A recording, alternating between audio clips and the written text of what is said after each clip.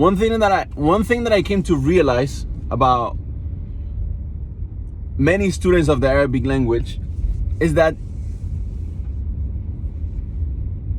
they don't learn the Arabic language not because they're not good at memorizing, not because they are non-Arab, not because they don't have an Arab background, not because they have been Muslim for a short period of time, not because they haven't been Muslim for a short period of time, not because they wasn't good at secular studies. It's none of that. It's always because their daily routines and the bad habits they have conditioned them to be a human being who is not efficient. Like, you look at their routines, you look at how they go about in their day, you look at their day-to-day, you look at their time management, you look at their discipline, and it's complete garbage. It's conditioned to be the biggest failure in any field you propose yourself to achieve an accomplishment in that particular field. So when it comes to the Arabic language, they come to you and they say, oh, I cannot learn the Arabic language. And they always put the responsibility on things outside of themselves. So they will say, oh yeah, you know me, I am someone that learns better in this way. Then they proceed to go and learn better in that way they thought they will be more efficient at, and they realize that doesn't work either for them. Then they say, oh yeah, it's because this teacher is not teaching me how I am supposed to learn. Because then they go ahead and try and learn that through that method. They are saying that they learn better, and they realize at the end, if they are successful enough, or if they are lucky enough, and Allah gives them, that skill of realizing their mistake, they realize that in reality, I'm just full of crap. And it's not that the program is bad or that the teacher is bad, but I am just not built for this thing yet. So like, discipline is the only thing you need, really. It's not about, like, I need to memorize it, I need to get better at reading Quran, I need to listen more to Arabs, that comes later. The how-tos and the what book and what teacher and what method, all of that comes later.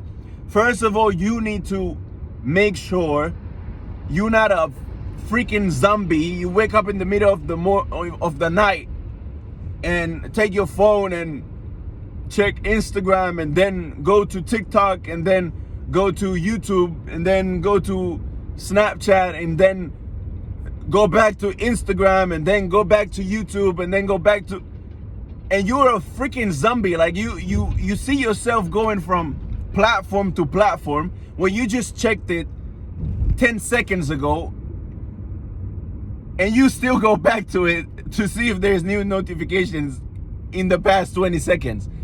Like, you don't realize, but you spending on your phone a crazy amount of time that is making you waste your life. But on top of that, it's conditioning you to not be able to focus later on when it comes to learning, to doing the how-tos, the okay, this is how you memorize, okay, this is how you acquire new vocabulary, okay, this is how you just need to focus on getting your habits straight. So from amongst those habits, let's get into the practical thing, right? From amongst those habits, for example, is first of all, you need to prepare your tomorrow today. So before you go sleep, think about your tomorrow, and think about what you are going to do as soon as you wake up. What is the tasks you are going to accomplish tomorrow? Set a particular time when you are going to work on this particular task, until when, especially if it's a big chunk of a project. Make sure you slice it down and decide at what times you are going to be working on that thing. So prepare your tomorrow today. Don't wake up in the morning and all sluggish in bed, think, oh, what should I work on today? Maybe I should. You're already wasting time.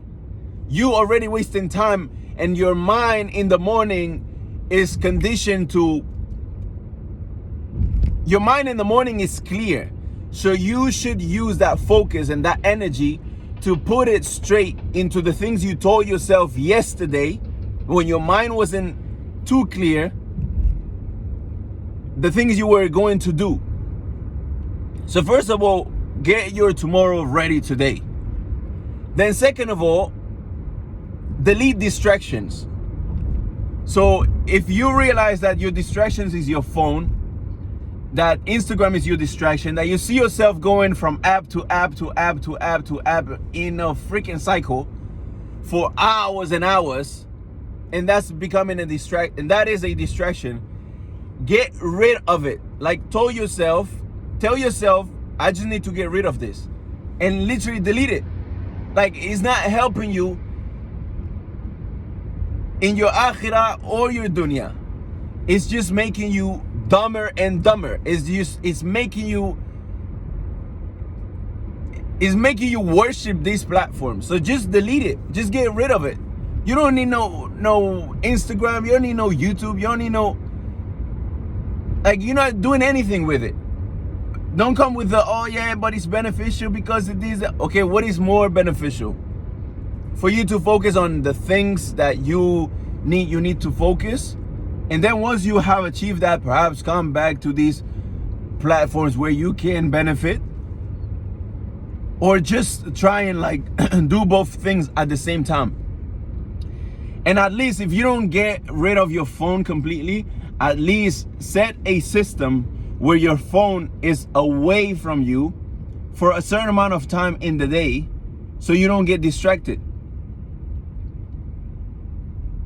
So that's the second thing, get rid of distractions. And I'm saying the phone because the phone is the thing that most people struggle with, but it could be other things. It could be friends. A lot of people, they just crave socializing and talking to people. And you need to understand that no serious work can be achieved except with great solitude. You need to be by yourself in order for you to achieve things that need focus and that need seriousness, things that are important. Like, for example, your studies of the Arabic language. Like, for example, detoxing or doing a detox for your iman, for your faith. You know, detoxing from all the things you have been exposed to. Because the more things you are exposed to, whether it's by seeing it, whether it's by hearing it, the more your heart is becoming black and black and black. And the more your brain is becoming full of distractions. So it's hard to focus now. So distractions can be something like a phone. Distractions can be something like projects that are actually good for you to do, but it's just not the moment. And you cannot do all of them at once. So you might want to delete the projects that are not a priority for you right now and just focus on the thing that is a priority for you, like learning the Arabic language. You cannot learn the Arabic language and memorize Quran and become part of this book club and do this daily meetings with your friends, and then do these reading books with these other students, and then go to the masjid every day for this particular lesson. And it's just so many things going on. It's becoming a distraction. You better off focusing on one thing, putting a lot of effort in that particular thing until it's done, and then focus on the next thing. And that way it's going to be easier for you to achieve things. You're going to have more focus while you are doing this thing, and you're going to accomplish things easier and faster than if you are doing a lot of things all at once. So that's the second thing. Get rid of distractions. The third thing as well is be proactive, not reactive. And don't have big expectations of the thing. Don't have big expectations of yourself, in the sense of expect to fail. Go into the thing knowing you are going to fail. And the point is not that, oh, I failed, I should stop. But because I know that I'm going to fail already, I am ready for it. And I am down for the challenge. So whatever comes my way, I'm going to take it to the chin and get up again and continue. It's just like when you go into a boxing match. If you go with the expectation that you're gonna get hit in your face, when you get hit on your face, it's not going to surprise you, where you get shocked and now you can't think of the plan you had. But if you train your brain already saying, okay, this is going to be the plan, but while I'm going to be trying to do this plan, I might get hit on my face. So let me get ready for that. That's why Mike Tyson, he said, everybody has a plan until you get hit in the face. So you got to be ready for that. You got to be ready to be hit in the face. And that way, if you're ready, you are going to be able to get back up and continue with your plan. The same thing with learning Arabic. If you go with the intention, if you go with thinking that, oh yeah, it's going to be so easy and there's going to be no challenge, and every day I'm going to be absolutely enthusiastic about my studies that day and memorizing words and revising them, and it's not going to be like that.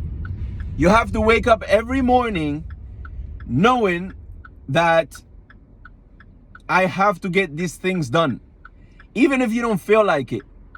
Like people who accomplish things in life, people who are successful, the only difference in between them and regular people who don't accomplish anything is that they wake up in the morning, and however whatever the situation, however they feel, they are still going to do the thing that needs to be done that day. They are still going to go to the gym, even if they are tired, even if they are sore, even if they only slept 2 hours that night. They are still going to wake up and revise the Quran in the morning, even if they are tired, even if that day they didn't sleep as much as they would like to sleep. They are still going to take care of their family, even if so the same things, this same mindset, you have to adopt it for the learning of the Arabic language. If you know the task you need to be doing, don't expect to be every day absolutely happy about doing those tasks. Like, it's not gonna happen.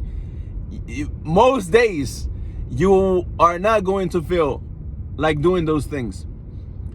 But the difference is that you have to know what you want right now and what you want the most, and always do what you want the most.